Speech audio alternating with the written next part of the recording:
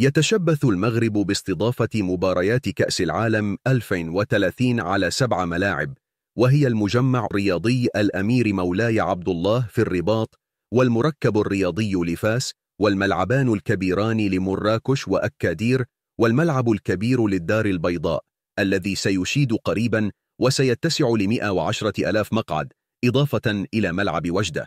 فقد تقرر تشييد ملعب كبير بالعاصمة الشرقية للمملكة في أفق استضافة إحدى مباريات كأس العالم.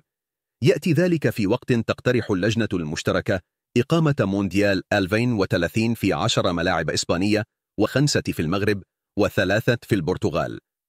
وتواصل اللجنة الثلاثية المكونة من المغرب وإسبانيا والبرتغال مشاوراتها من أجل ضمان تحضير جيد لاستضافة بطولة كأس العالم 2030 حتى تكون هذه النسخة الأفضل في تاريخ بطولات المونديال.